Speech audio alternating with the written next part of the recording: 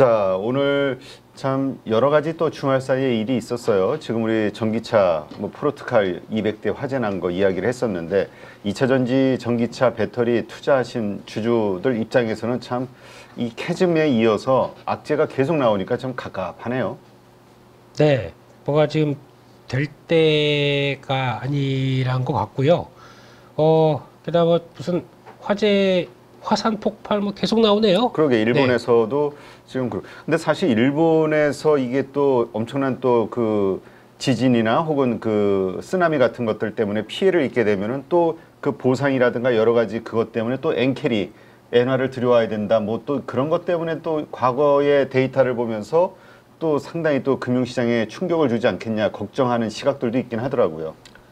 원래 걱정만 계속 하시다 보면은 걱정 때문에 아무것도 안 되겠죠. 근데 뭐 어느 정도 우려는 되는 상황들이 뭐 아직 모르겠습니다. 벌어지진 않았지만 벌어질 개연성이 크다 보니까 지금 부담감은 큰 상황들이고 그래서 그런 것밖에 없을 것 같습니다. 어차피 지금 변동성이 커지겠다라고 마음 먹은 상황 쪽에서 여러 가지 이슈들이 나올 수 있다는 것 염두를 하셔야 될 것 같고요.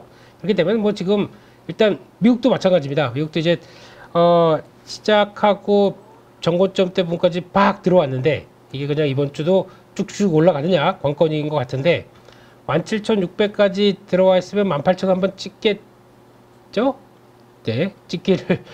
근데 뭐 지금부터가 이제 중요한 게 얘가 이제 저항대가 이제 조금씩 다 들어온 상황들이다 보니까 저항대를 앞두고 그냥 팍팍 들어올 수 있겠느냐 이런 게 관건이겠죠. 그래서 일단은 또 18,000원대 부분까지는 저항대가 남아 있는데 이번 주 또 이벤트들 그리고 또 변동성이 지금 빅스 지수 보게 되면 한번 쫙 올라갔다가 지금 거의 20대 밑으로 내려와 있습니다. 그러다 보니까 언제든지 변동성 지수 살아날 수 있는 모습들이고 그와 함께 시장도 약간 충격이라기보다는 변동성 키울 수 있는 시점이기 때문에 그리고 또 그런 거를 당장 내일부터 밀린다 아니면 변동성은 예고 없이 찾아오는 게 일반적이기 때문에 그런 걸 일단 지금은 살살 준비해가는 게 중요하겠죠. 그래서 이번에도 이런 급박한 상황들이 나왔었을 때 내가 할 수 있는 게 아무것도 없다. 주식만 갖고 있다. 그렇게 되면은 얼마나 좀 힘들고 이걸 다시 올라올 때까지 또 투자 심리가 회복되는 데까지 많이 걸리느냐. 이거를 저희가 뼈저리게 늘렸기 때문에 지금 구간에서 똑같습니다. 회복이 빨랐게 되면 빠른 만큼 저희가 또 대응할 또 혹시나 또 출렁임이 나왔었을 때 대응할 수 있는 흐름들을 또 만들어가는 게 좋지 않느냐라고 봐야 될 것 같고요. 이렇게 되면은 또 한 18,000대 부분까지 계속 갈 수 있겠느냐라는 쪽과 이렇게 나오는 또 지지권들 쪽에서 여기까지 또 바로 가는 게 아니라 확인하고 다시 갈 수 있겠다라고 하는 부분도 생각하게 되면 지금은 뭐 둘 다 열려 있기 때문에 그냥 어느 쪽으로 가든 뭐가 이상하지는 않거든요. 그렇기 때문에 혹시나 위쪽으로 쭉 가서 V자 반등 계속 연결되면 이게 가장 좋겠지만 그게 아니라 흔들림이 나올 수도 있다는 거 생각하시면서 비중은 뭐 관리를 하시는 게 더 중요한 시점이 아닌가 생각이 되고 있습니다. 네, 거기서 일단 이번 주 또 지난주까지 나왔던 동향들을 자금 동향들을 한번 보게 되면요. 일단 북미 쪽에서 글로벌 주식형 펀드 쪽에서 들어오는 것들 북미 쪽으로는 7주 연속으로 들어옵니다. 그냥 돈 많이 들어오는 시장이네요. 그러다 보니까 여전히 들어오고 있고 한 54억 불. 그러니까 즉 이쪽도 이 정도 규모라고 하게 되면 계속 뭐 자신감은 들어오고 있다라고 봐야 될 것 같고 서유럽은 안 쳐줍니다. 예, 이거는 계속 또 빠지기만 하고 있고요. 중국이 조금 좀 특이한데 중국 같은 경우 또 한 23억 빠졌습니다. 그래서 이거는 아마 2주 연속으로 좀 유출이 되다 보니까 중국 시장은 밑에서 약간 돌리려고 그래요. 근데 소매 판매 하나 보고 지금 돌리려고 하는데 아직까지 자금들은 유출 규모가 더 있다고 봐야 될 것 같고 그나마 중국 빠지면서 이거의 대체제가 어디냐 봤었을 때 인도가 맞는 것 같습니다. 인도는 지금 17억 그래서 올해 들어서도 자금이 가장 많이 유입된 국가 중 하나가 인도입니다. 그렇기 때문에 2주 연속으로 들어오고 있고 아마 약간 신흥국 쪽에서도 포지션이 중국 정리 인도로 바뀌는 게 되게 슬슬 이어지고 있다. 이거 체크해야 될 것 같고요. 그중에서 이만큼만 한국 좀 오지. 예, 한국 좀 데려와 주십시오.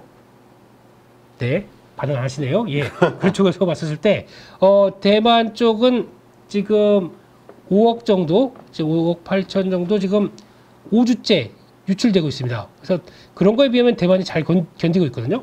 그리고 또 한국도 마찬가지로 지금 2억 정도, 2억 2천 정도 빠지고 있는데 마찬가지로 5주 연속으로 대만, 한국 정도는 유출이 되고 있다라는 쪽인데 이제 지금부터 잘 체크하셔야 될 거는 지금 보게 되면 일단 달러가 약세로 가기 시작하는 초입 국면 102.5 인덱스 기준으로 이게 깨지기 시작합니다. 102.4 그래서 달러가 약세로 가고 시작하고 10년물 국채금리도 일단 지금 기준으로 봤을 때는 한 3.8대 밑에서 움직이기 시작한다. 그러면은 일단 시장에서 바라보는 거는 달러 약세 그리고 10년물 국채금리도 자리를 하향하기 시작한다. 그러면 유동성과 달러 약세로 인한 변화가 거의 어디로 가겠느냐. 이게 제일 중요한 거겠죠. 그럼 첫 번째 갈 수 있는 시장이 원자재. 원자재는 지금 가기에는 중국이 그렇게 강하게 변화가 나오지 않고 있기 때문에 아마 지금 보면 구리가 급등했습니다. 오랜만에 급등해서 구리 가격들이 또 전선 전력기기 반등하기 좋은 모습까지 나와 있는데 네. 이게 수요 기반으로 움직이는 게 아니라 이런 달러 약세 때문에 움직였다 그러면은 또 언제든지 바뀔 수 있다는 얘기죠. 근데 그런 쪽에서 이런 원자재들이 움직일 수 있는 거 또 하나 신흥국입니다. 신흥국이라고 하게 되면 많이 물론 대만도 신흥국에 해당되고 포지션에 해당된다고 하더라도 중국 잘 모르겠고 인도 지금까지 많이 들어왔고 대만 많이 오르다 보니까 아직 고민된다 그러면은 좀 덜 오르고 싼 국가가 하나 있습니다. 어디입니까? 어디죠? 오늘 좀 반응이 느리시네요 오늘. 네, 이런 한국밖에 더 있겠습니까? 네, 뭐 태국 사겠습니까? 인도네시아 사겠습니까? 그냥 인도네시아 가능성은 있네요. 원자재 뛰고 그렇게 되면 인도네시아도 가능성은 있는데. 근데 그 외국인들의 그 매수세가 네. 지난 1조 2천억인가요? 지난 금요일 날도 코스피 샀지만 대부분 그게 다 이 삼성전자, 하이닉스 반도체에 몰리다 보니까 그렇죠. 시장 지수는 오르는데 종목들 가지신 분들이 재미가 없는 거라. 또 모르죠. 확산이 될까요? 돼주길 바라면서 예, 또 이렇게 부정적으로 보십니까? 이렇게 다 마음은 좀 긍정적으로 열고 보셔야 다 긍정주의자가 이깁니다. 예, 그래서 근데 거기서 그러니까 중요한 거는 이런 기조 확인하고 외국인들이 계속 살 수 있겠느냐 이게 관건이겠죠. 근데 거기다가 아까 뭐 말씀드렸던 이번 주 모두 봐야 되고 또 일본이 어떻게 될 것 같고 막 이런 상황이 되게 되면 자신 있게 못 들어오겠죠. 근데 일단 트렌드는 이렇게 바뀌어가는 게 이제 시작이 됐다라고 하게 되면 아마 그러면 당연히 원화도 지금 그 역외 MDF로 보게 되면 많이 빠졌습니다. 1350원대입니다. 50원이 이탈했던가? 그러니까 그렇게 나오다 보니까 워낙 강세 측면만 본다고 하더라도 약간 좀 발동을 걸어주기 딱 좋은 측면들이 아닐까. 근데 이거는 저희가 이런 정도의 환경들은 이해를 하고 외국인들이 올 거야 라고 기대는 하지만 예측하지 마세요. 그냥 네. 시장 흐름들 보고 봐야죠. 확인을 해야. 그렇죠. 그거 해야 되기 때문에 그런가 보다 생각하고 있고 지금같이 이제 어차피 지금 그래도 시장은 미국이 가장 강하고 셉니다. 이런 식으로 빠르게 들어오는데 한국은 똑같이 비교해 본다고 하게 되면 지금 거의 18,000대 다가오는 나스닥 기준으로 보게 되면 저희 2,770, 90 가 있어야 됩니다. 이 정도까지 못 온다는 얘기는 뭐 여러 가지 또 이게 얘기도 있겠지만 한국 시장이 생각보다 좀 위축되는 내용들은 뭐 아시죠? 네, 그래서 그런 쪽들이 후속적으로 외국인들이 보강해주면서 쭉 끌어줬으면 정말 좋겠네. 이렇게 바라봐야 될 것 같습니다. 근데 요새 하나 또 동력을 보게 되면 예탁금 기준으로 봤을 때 53조 1천억 또 돈이 계속 빠져나가요. 예탁금은요. 그러게요. 네, 근데 지금 뭐 논란이 많잖아요. 뭐 우리 뭐 계속 얘기하지만 미국 증시는 다 회복이 됐는데 2주 만에 네. 한국은 뭐 아직도 이렇게 비리비리되고 거기다 뭐 금투세니 뭐 여러 가지 이슈가 아직 남아 있으니까 네. 매력이 그렇게 지금 시점에서는 없다고 봐야 되겠죠. 그래서 빠져서 들어가는 것 같은데 좀 매력 좀 거기다가 17조 5천억 정도로 다시 신용이 늘어납니다. 그래서 보니까 한 17조 초반까지 갔다가 한 5천억 정도 이제 그러니까 신용이 너무 없어도 안 된다고는 생각하거든요. 네. 근데 또 한번 쓰나미식으로 쭉 몰려가니까 다시 들어오긴 하는데 그렇다고 또 한번 이런 때 그러니까 신용 한번 이렇게 쫙 밀려가고 그 다음에 새롭게 들어오는 신용 가지고는 이젠 괜찮겠지 모릅니다. 그건 너무 또 신용 관련돼서 깊게 또 강하게 쓸 단계는 아닐 수 있고요. 변동성이 계속 살아있다는 거 꼭 염두를 하시고 그래서 지금 자금들은 그래도 예탁금이 빠지는 거 보니까 그렇게 썩 기분이 좋지는 않습니다. 네. 네, 그렇게 일단 보셔야 될 것 같고 그런 쪽에서 또 시장에서 관련된 쪽에서 그거 나오기 시작하더라고요. 해리스 경제정책 쪽에서 일단 이번 주부터 민주당 전당대회가 있습니다. 미국에서. 그래서 좀 화려하게 펼쳐지면서 해리스에 대한 또 이제 기대감을 막 키울 것 같은데 이번에 보니까 경제정책이 하나가 먼저 나왔더라고요. 네. 이게 지금 주택정책입니다. 주택 관련된 쪽에서 지금 임기 첫 4년 동안에 300만 채를 공급하겠다고 얘기를 합니다. 꽤 지금 바이든 행정부가 목표를 삼았던 게 200만 채였거든요. 네. 근데 300만 채를 신규 주택을 건설을 촉구한다. 그러면 촉구가 그러면 건설업자들이 하라고 얘기를 하는 거겠죠. 그 중에서 나오는 것 중에서 건설 인센티브가 좀 들어갑니다. 건설업자 최초로 내가 주택을 구입하는 건설 약간 미국 같은 경우는 그런 거 있잖아요. 맞아. 분양 단지 이런 게 있는데 거기를 우리가 다 해서 우리 이거 집 좀 지어주세요. 그러면 이 신규로 주택을 소유하는 사람들에 대해서 건설하는 쪽에 대해선 세금이 인센티브가 들어갑니다. 이런 쪽과 함께 아마 정부에서 400억 달러 정도를 기금을 모아서 지금 지방 정부 쪽에서 생각보다 좀 위축돼서 잘 이거 주택 정책을 못 펼치겠다. 이걸 지원한다고 합니다. 돈이 꽤 드네요. 이것도요. 그런 쪽으로 봤었을 때 또 하나 지금 물가 상승 CPI 관련돼서 물가 상승과 관련된 쪽에서 가장 저희가 부담을 많이 가졌던 게 거주비지 않습니까? 이거 이렇게 세부적인 내용들 나온 거 보니까 신경을 많이 쓰는 것 같아요. 그 중에서 아마 임대인들이 가격을 담합하는 거에 대해서 이거를 임대인 가격 담합하는 알고리즘에 여기서 알고리즘이 나오네요. 그에 대해서 약간 강하게 들어가겠다. 그래서 담합에 대해서는 규제를 강하게 하겠다. 그래서 그러니까 주거비 안정, 주택 가격, 주택을 공급 증가. 이게 원래 약간 좀 서민들을 위한 정책이다 이런 쪽에서 나오는 것들을 이게 바이든 행정부보다 조금 더 강하게 들어오는 것 같습니다. 네. 그러면은 똑같습니다. 주택의 공급이 늘어납니다. 그럼 주택을 많이 지어야 되겠죠? 뭐가 많이 수혜를 볼까요? 건설주들? 건설주보다 저는 건자재라고 생각합니다. 그쪽에 대해서 미국의 수출 가능한 건자재 쪽에 대한 변화 종목이 딱 하나가 눈에 띄는 게 뭐가 있냐면 경동나비엔. 네, 근데 참 우리 보일러인데 그걸 건자재로도 볼 수 있겠군요.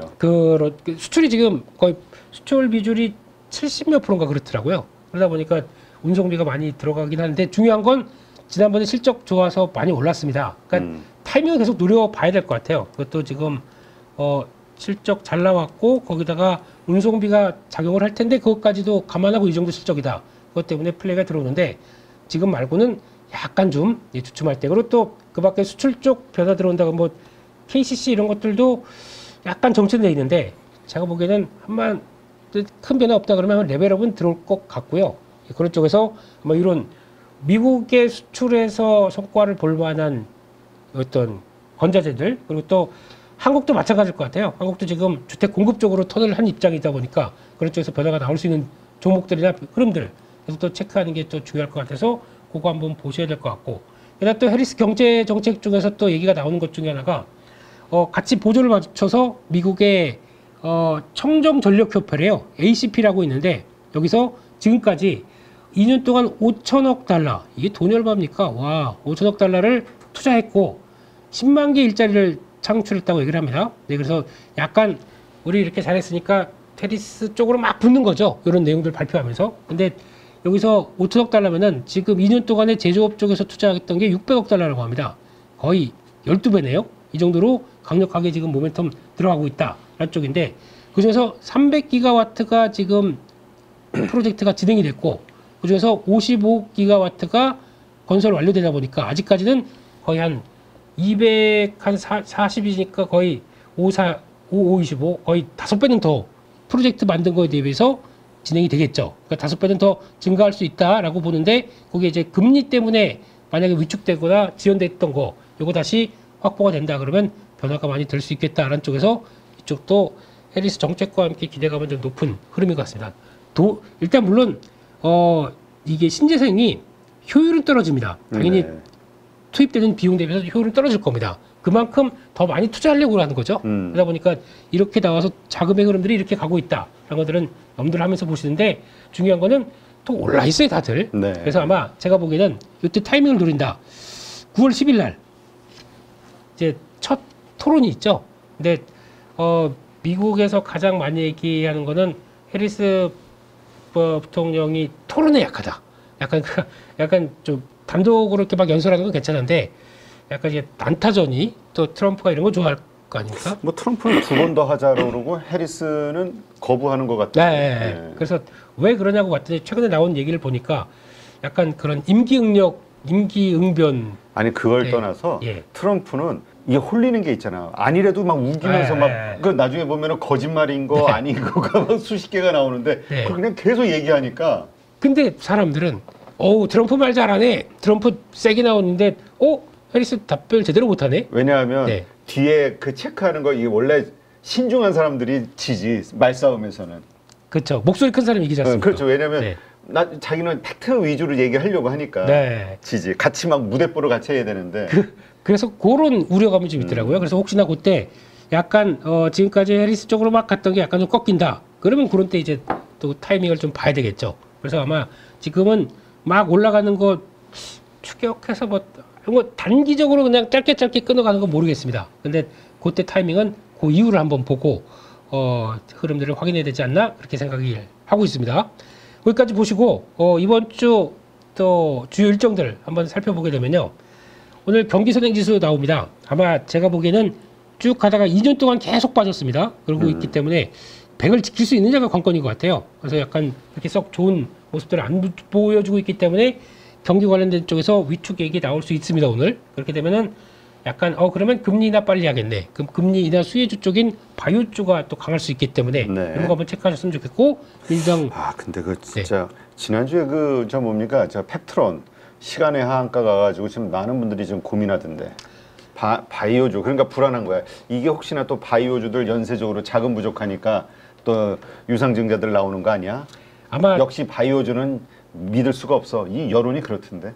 근데 의외로 바이오주 투자 많이 하셨더라고요. 내가 깜짝 놀랐습니다. 그러니까 네. 이제 더 불안한 거지. 네, 근데 펩트론은 제가 장중에 할 때도 몇 번 말씀드렸습니다. 저는 아니라고 생각합니다. 유상증자 얘기도 제가 제일 먼저 꺼냈거든요. 이게 이 정도로 갔을 때 만약에 그러면 기술 라이센싱 아웃을 할 수 있을 정도까지 끌고 가게 되면 분명히 자금도 없는 상황에서 뭔가 자금 조달이 나와야 된다. 근데 지금 제 개인적으로는 최악의 선택을 했습니다. 어떤 면에서? 증자가 아니라 만약에 이걸 가지고 충분히 될 수 있다 그러면 제가 보기에는 CB 같은 거 이게 훨씬 더 나을 수 있었어요. 근데 그게 아니라 주주 대상으로 유상증자를 한다? 제가 알고는 최악보다는 선택이 그냥 그건 왜 그랬을까? 그러니까요. 그걸 알면서 그러니까 전환사채라는 거는 그만큼 기관이 됐든 대형 그렇죠. 이쪽에 큰 돈을 들여와야 그렇습니다. 되는데 그렇습니다. 그럴 만한 어떤 비전과 신뢰를 줄 수 있었을까에 대한 의문이 드는 거지. 그러니까 보통 이제 바이오 투자 오래 하신 분들은 아실 거예요. CB 투자로 해서 이렇게 들어가서 나중에 이제 가격대 보게 되면 전환되는 가격들이 높습니다. 그러면 그 기술을 인정을 해주는구나 이렇게 나가게 되면 그거는 그치. 호재입니다. 근데 그게 아니고 주주대상 유상증자를 했다? 그게 안 되니까 그랬겠다라고 네. 이제 보니 그러니까 이게 시장에서 악재라고 하니까 시간외에서 하한가. 근데 또 일부 분들은 그래도 혹시 또 몰라. 지난번 HLB처럼 네. 악재라고 생각했는데 바로 그냥 다 장중에 그냥 반영이 되면서 올라갔던 것처럼 그래서 혹시나 제가, 네. 이런 기대를 하시는 분도 있더라고요. 그래서 제가 찐시황 때나 그때 말씀하셨던 분들이 문의 왔었을 때 그 얘기를 드렸습니다. 딱 오늘 3, 4, 15분만 기다려보시라고. 시작하고. 시초가에 던지지 말고 네, 예. 9시 15분까지는 기다려보자. 기다려보시고 거기서 아마 또 어디서 시작하느냐가 중요합니다. 한 마이너스 15% 밑으로 시작하게 되면 안 좋습니다. 거기서 시작해서 들어오는데 거기서 반등하려는 모습들이 탁 털어가는 모습들이 나와서 그 시가가 저가 그리고 고가로 이렇게 돌파하는 모습들이 양봉으로만 만들어지기 시작한다. 그러면 살았다. 근데 그게 아니고 시가를 장중 반등 시도했다가 깨버린다. 그래서 9시 반 정도쯤에서 이 깨는 게 확인됐다. 반이라도 던지시는 게 좋을 것 같습니다. 그렇게 반이라도. 적어도 반이라도 그래야 대응이 되실 것 같습니다. 그래서 그렇게 한번 보시고 신규 상장 전진건설 로봇 들어오는데 왜 로봇이라고 보는지 모르겠습니다만 네, 건설기계 부품 쪽으로 들어오는데 뭐 보니까 부품 쪽은 있어요. 그래서 들어오는데 요즘 신규 상장주 인기가 별로 없기 때문에 그냥 그렇게 보셨으면 좋겠고 한미 UFS 2024 을지 연습 북한이 어떻게 변화가 나오나 체크하셨으면 좋겠고요. 나머지 중국의 8월 LPR 별로 기대를 안 하고 있습니다. 지난번에 이날을 살짝 했기 때문에요. 그리고 또 삼성전자 배당금 들어옵니다. 와, 예, 이거 그냥 재투자 쪽으로 가시죠. 그렇지. 네, 그렇게 보시는 게 좋을 것 같고요. 또 신규 상장 이번 주에 많습니다. K3I라고 XR 서비스 구축하는 회사, 넥스트바이오 메디칼, 고분자 및 약물 전달 시스템 기반 치료제. 그냥 넘어가겠습니다. 그게 둘 다 조금 좀 비싸게 들어와가지고요. 그렇게 보셨으면 좋겠고, 그 다음에 종목 쪽에서 지금 수요일 날은 FOMC 의사로 공개됩니다. 이날부터 이제 약간 슬슬 변동성이 커질 것 같습니다. 이거 보셨으면 좋겠고, 또 미국에서도 메이시스 타깃, 소비 관련된 쪽이죠. 울프스피드는 겐 관련된 차량용 반도체 쪽 관련된 쪽 연결될 수 있는데 그거 보셔야 될 것 같고, 게임스컴 들어옵니다. 요 전에 게임주가 요 기대감 때문에 쫙 올랐다 그러면 한번 파는 게 좋지 않을까 라는 쪽으로 보셨으면 좋겠고요. 한국에는 생산자 물가지수, BSI, ESI 이거 좀 확인을 하셔야 될 것 같고, 수출력 나옵니다. 요 가지고 또 수출주 또 출력이 나올 수 있겠죠. 그리고 TDS팜 요 회사는 약물 전달 시스템이거든요. 요거는 한번 눈여겨 보셔야 될 것 같습니다. 요거 요즘에 인기가 있는 좋은 쪽이다 보니까 요런 쪽이나 요 바이오 쪽의 종목들이 많아요. 요거랑 조금 이따 발표될 ENCell 이런 것들도 관심 있게 좀 봐야 될 것 같고, 기술력은 괜찮은데 아직 또 이제 대상 상대방에 대해서 얘기를 하는 거 확인해야 될 것 같고요. 또 미국의 합성 PMI 예비치 생각보다 약간 부진할 것 같습니다. 체크하셔야 될 것 같고, 8월 금통위 나오는데 거의 동결 얘기할 것 같고, 잭슨홀 미팅 하도 많이 얘기했으니까 전 넘어가겠습니다. 근데 저 중요한 거는 금요일 날 연준 의장의 연설이 있기 때문에 저희가 주말까지 이렇게 영향을 받을 수 있다는 거 체크하셨으면 좋겠고, M83 VFX 솔루션 아까 똑같은 거 XR 관련된 쪽과 같은 거 들어올 거고요. 목요일 날요. 네, 그리고 연준 의장, BOJ 총재 거의 이런 분들이 다 얘기가 나오다 보니까 이제 약간 매크로 관련된 쪽들이 하반기 금요일 날 같은 경우 또 영향을 계속 받을 수 있다. 이거 한번 보시면서 대가셨으면 좋겠고요. 이거 아까 말씀드렸던 ENCell은 CDMO입니다. 네. 요즘 몸값이 높아지고 있죠. 이런 거 한번 보시면서 대가셨으면 좋겠습니다. 이상입니다. 네, 알겠습니다.